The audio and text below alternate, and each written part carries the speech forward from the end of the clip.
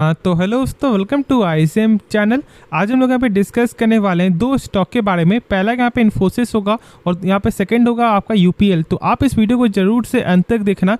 Start करते हैं और डिस्कस करते हैं पहले इन्फोसिस के बारे में।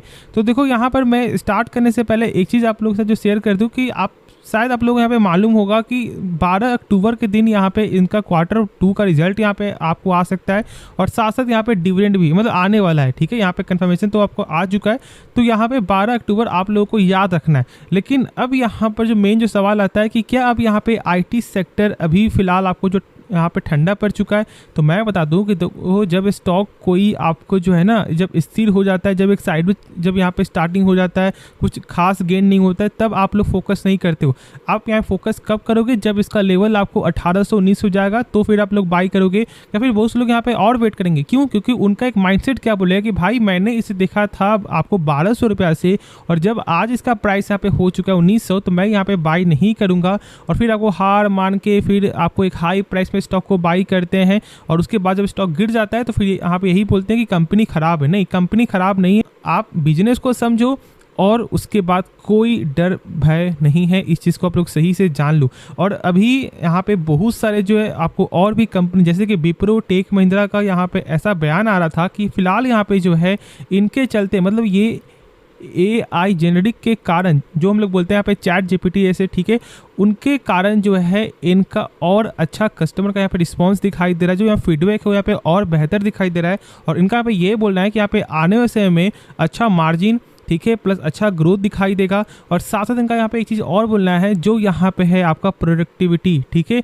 जो 30% तक यहाँ पे बढ़ सकता है, ऐसा यहाँ पे इनका बोलना है, जो मैंने शेयर किया हुआ था आप लोगों के साथ। ठीक है, तो इसलिए मैं बता दूं कि यहाँ पे फिलहाल अभी AI का कुछ भी उतना ज़्यादा यहाँ पे यूज़ नहीं हुआ है। मार्केट आने से यहाँ पे अच्छा बड़ा मार्केट ये बन सकता है। अभी कोई ज़्यादा यहाँ पे भास्ट नहीं हो चुका है। इस बात को आप लोग सही से जान लो। तो मेरे हिसाब से आपको सेल करने का जो डर है ना, उसे ख़त्म कर देना चाहिए। अब देखो, जब यहाँ पे हम लोग डिस्कस करते हैं कंपनी के बारे में, तो इसका पहला आप लोगों का सवाल आता है टेक्निकल। और मैंने आज से यहाँ पे मैंने शेयर नहीं किया हुआ है, मैंने शेयर किया आपको यहाँ पे 1294 से। ठीक है, मैंने उसमें बोला था कि आप इसके ऊपर जैसे स्टॉक यहाँ ब्रेकआउट करते हुए दिखाई दे, आप इसके बारे में सोच सकते हो for the short term, for the long term. और उसके बाद देख सकते हो कि यहाँ पे स्टॉक में आपको रैली ही दिखाई दे रहा है। देखो, ये मैंने ड्रॉ किया है एक, मुझे यहाँ पे आपको ट्रेंड लाइन का सपोर्ट यहाँ पे नजर आ रहा है, जो फिलहाल तो यहाँ पे फॉलो होते हुए दिखाई दे रहा है। तो आपको जरूर यहाँ पे अभी होल्ड करके चलना चाहिए। और फिलहाल यदि आपको मौका मिले तो आप यहाँ पे जो रिटेस्ट के समय भी स्टॉक को बाय कर सकते हो, जब इसका प्राइस आपको 1460 पे आते हुए दिखाई दे। लेकिन खुद से एक बार सोच कर, ठीक है, क्योंकि ये यहाँ पे मेरा पॉइंट ऑफ व्यू है, बाकी सबका यहाँ पे आपको जो अलग अलग होता है पॉइंट ऑफ व्यू, और खुद का फैसला खुद से लो, क्योंकि पैसा आपका है, रिस्क आपका है, और प्रॉफिट या लॉस आप ही का होगा। ठीक है, उसके बाद देखो, यदि कंपनी का जानते हो कि मैंने तो सारा कुछ ऐसे शेयर किया हुआ है कि हाँ कंपनी का फंडामेंटल गजब का है, कोई शक मत यहाँ पे रखना। ठीक है, यहाँ पे देख लो इसका रिटर्न ऑन कैपिटल एम्प्लॉयड 40% का। आप सोच सकते हो कि मतलब कंपनी का एक साल का जो कंपनी पैसा लगा रही है ना, एक साल के अंदर वो पैसा जब 40% यहाँ पे बढ़ जा रहा है, तो कोई ये कम ग्रोथ है नहीं। हम लोग यहाँ पे मान लो स्टॉक मार्केट में ही जब आते हैं, तो हम लोग यहाँ पे एवरेज क्या सोचते हैं कि भाई 20% मिल जाए आपको CAGR, या फिर आपको 25%, या फिर यहाँ पे आपका जो ज़्यादा से ज़्यादा 30% जो यहाँ पे सेफ टर्म के लिए, या फिर अच्छे यहाँ पे रिटर्न के लिए। लेकिन जब यहाँ पे वही मैं बोल दूँ कि भाई आपको गारंटी है कि 40% यहाँ पे होगा, तो क्या यहाँ पे कोई ख़राब नंबर है? नहीं। तो वही चीज़ है, कंपनी पैसा लगा रही है मान लो 100 रुपया, और जब उसका पैसा हो जा रहा है 140 रुपया, तो गजब का नंबर है। फिर देखो यहाँ पे इसका रिटर्न ऑन इक्विटी जो यहाँ पे 31% का, मतलब देखो यहाँ पे मैं साफ तौर से एक चीज़ बता दूँ, यहाँ पे ROE का मतलब होता है रिटर्न ऑन इक्विटी। इसमें डेप्ट यहाँ पे इंक्लूड नहीं होता है, लेकिन यहाँ पे ROC में डेप्ट इंक्लूड होता है। और मैं इसलिए बोलता हूँ कि हमेशा फोकस करो ROC। अब देखो यहाँ पे ROE का मतलब क्या होता है?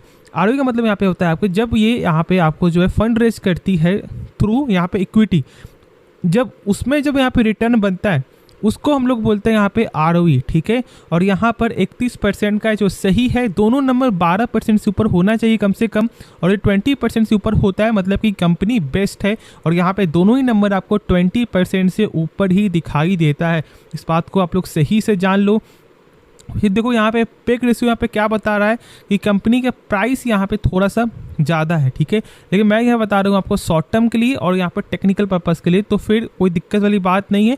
बस आप यहाँ पे कंपनी का बिजनेस देखो, उससे बड़ा कुछ भी नहीं है, ठीक है। मैं आप बता दूं, यदि कंपनी का बिजनेस आप लोग को पसंद आ रहा है ना, तो आप दाव लगा सकते हो, ठीक है, फॉर द लॉन्ग टर्म में भी। यदि कंपनी का जो है फंडामेंटल फ्लैट भी होता है उसके बाद भी, लेकिन यदि आपको बिजनेस पसंद नहीं है और आपको ऐसा लगता है कि शायद ये लॉन्ग टर्म में इसका बिजनेस यहाँ पे ठप पड़ सकता है, तो फिर उसका लाख चाहे फंडामेंटल सही हो, वो 2 साल 3 साल देगा, लेकिन जब इसका बिजनेस यहाँ पे ठप पड़ेगा, सारा जो रिटर्न वो यहाँ पे गायब हो जाएगा, ठीक है।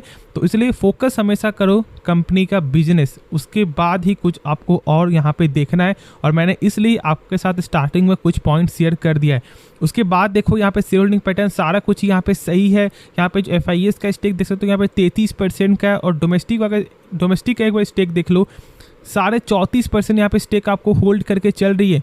18% से यहाँ पे 34% मात्र यहाँ पे 3 से 4 क्वार्टर में, तो ये कोई कम आंकड़ा है नहीं। लेकिन खास बात यहाँ पे क्या देखो भाई, पब्लिक का स्टेक 36% से घटकर 16.5%। क्यों? स्टॉक नीचे गिरा, ठीक है, प्लस बाईबैक में भी बहुत से लोगों ने शायद अप्लाई किया होगा, उसमें बहुत सारे चीज़ के कारण जो है ऐसा यहाँ पे नंबर दिखाई देता है, जो मुझे बिल्कुल भी यहाँ पे पसंद नहीं है। और ये सब आप गौर नहीं करते हो, ठीक है। आप लोग यहाँ पे सेल कर लोगे, आप ये नहीं देखते हो कि यहाँ पे बाई कौन कर रहा है। यहाँ पे म्यूचुअल फंड लगातार बाई करते हुए दिखाई दे रही है, और यहाँ बाई यहाँ पे क्यों ना करे, ठीक है। कंपनी का बिजनेस यहाँ पे वही चीज़ है, तो बस इस बात को आप लोग समझते नहीं हो।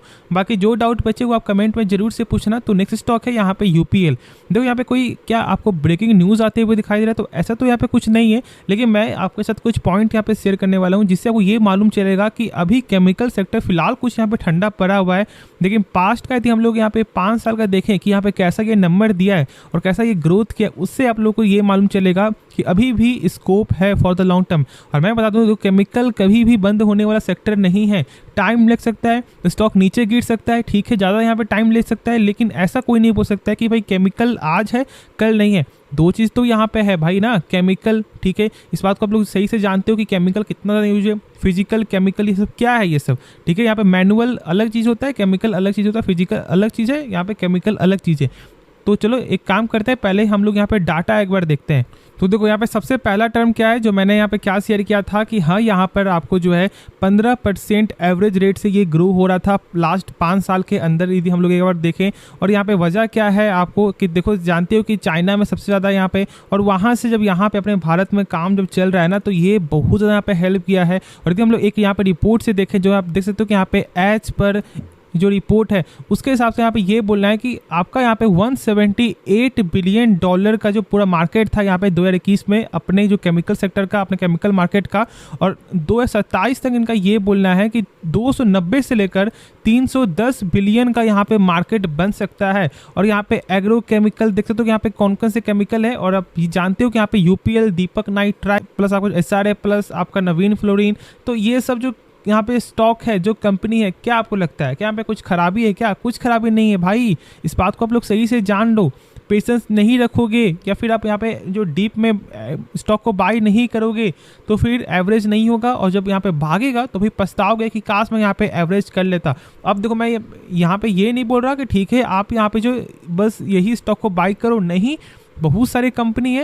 मैं बता दूं, देखो स्ट्रॉन्ग के मामले में सबसे ज़्यादा स्ट्रॉन्ग है दीपक नाइट्राइट, उसको फॉलो करके चल सकते हो, क्योंकि उसका पेग रेशियो यहाँ पे सही है, ठीक है, 1 से कम है, उसका वैल्यूएशन यहाँ पे सही दिखाई दे रहा है। लेकिन देखो यहाँ पे जो आपका UPL है ना, उसका फंडामेंटल यहाँ पे सही है, जो मैंने शेयर किया हुआ आप लोगों के साथ। लेकिन बेस्ट फंडामेंटल यदि हम लोग एक बार गौर करें तो बेस्ट है दीपक नाइट्राइट, जो मैंने शेयर किया हुआ है। अब देखो, मैं यहाँ पे ऐसा भाई आपको भेदभाव नहीं करता कि ठीक है आपके पास यहाँ पे UPL है तो मैं बोलूँगा बस यहाँ पे यही स्टॉक अच्छा है, ऐसा नहीं है।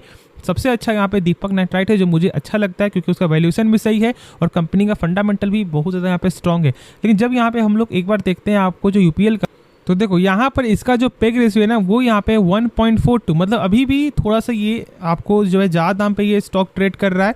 लेकिन यहाँ पे देखो इसका रिटर्न ऑन कैपिटल एम्प्लॉयड जो 12% के ऊपर है, लेकिन यहाँ पे दीपक नाइट्राइट का 20% के ऊपर है, ठीक है। अब देखो यहाँ पर जो UPL को बिल्कुल भी आप मत बेचना। मैं यहाँ पे एक चीज़ आपको बता दूँ, जरूर ये थोड़ा सा यहाँ पे आपको फंडामेंटल इसका थोड़ा कम है या थोड़ा सा कमज़ोर हम लोग ऐसा बोल सकते हैं, लेकिन सही है, ठीक है। बस मैं यहाँ पे पेयर्स के मामले में आपको ये बोल रहा हूँ।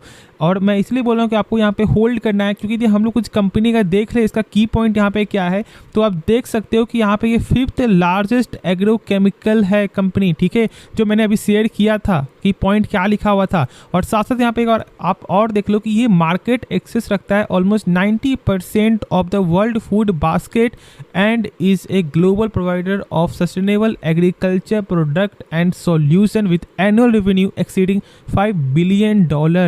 तो इसे आप हल्के में मत लो, और कम से कम ये देख सकते हो कि 13,600 प्रोडक्ट इस कंपनी का है सीड्स के मामले में, प्लस यहाँ पे क्रॉप प्रोटेक्शन, प्लस यहाँ पे offer past harvest solution post. तो मतलब इसी बात से आप सोच सकते हो कि यहाँ पे सीड्स के मामले में इनका प्रोडक्ट यहाँ पे कोई भी कमी नहीं है। और ऐसे तो यहाँ पे मार्केट एक्सेस यहाँ पे देख ही रहे हो कि 90% है पूरे वर्ल्ड में मैं बात कर रहा हूँ, ठीक है। और इसलिए मैं यहाँ पे बात करता हूँ कि यूपीएल को बिल्कुल भी लॉस में आप लोगों को नहीं बेचना चाहिए।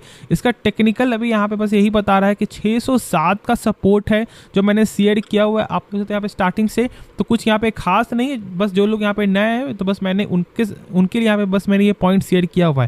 यदि मौका मिलता है आप इसके बारे में सोच सकते हो, या फिर आपको और ज़्यादा नीचे का लेवल चाहिए तो यदि यहाँ पे ये ब्रेकडाउन यहाँ पे हो जाता है तो फिर 580 के लेवल फिर से आते हुए दिखाई दे जाएगा। लेकिन ऐसा नहीं होता है तो स्टॉक में फिर से यहाँ पे रैली ऊपर के लिए भी देखने को मिल सकता है, ऐसा जहाँ तक ऐसा मेरा मानना है।